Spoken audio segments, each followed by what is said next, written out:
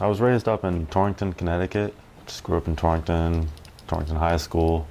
I stayed in that area about till my first deployment in 2009. I was not deployed. I was where I was stationed. We sent people out. I joined in 2005, so about 12, 13 years now. I joined the Marines when I was 18. It was kind of like a tough time for the nation, you know, so I joined the military. I joined under a split ops program, so I signed up as a junior in high school, went to basic training during the summer, and then after my senior year, went back and finished the AIT. Mostly because my father served. Oh, he served in the Navy, but I didn't want to go on any boats or anything like that.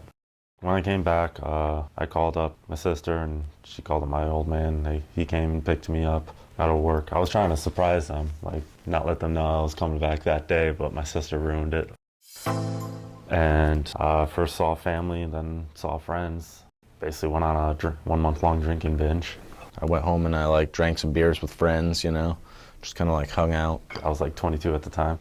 My parents always instilled in me to go to college, get a better job than they had, and all that. I started school right away. After seeing what education benefits was offered to me, I decided to take it up. I got my associate's degree from Tunxis in liberal arts and science back in 2013. Took about 2-3 years off, and then came to CCSU to work on my bachelor's.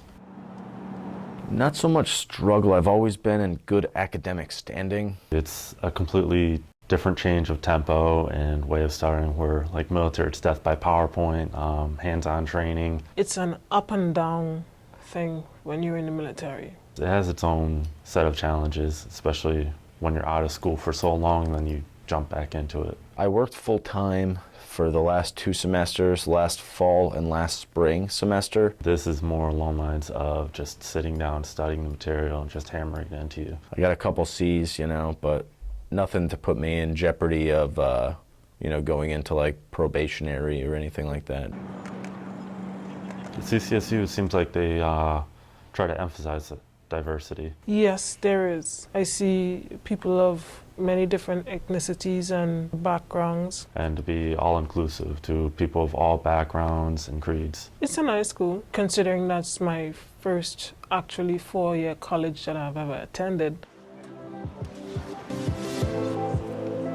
I like that it has a Veterans Club. I'm the treasurer of the club, dealing with the monies and all that kind of stuff. I work here in the Veterans Affairs office. The club is just a collection of other veterans. What we do here is we help veterans. If you need help with something or someone to talk to. They come in, they ask questions, I help. If I can't help, I direct them to who can help them. It reminds me of the Veterans Club set up at Tunxis, which is, they're doing very well.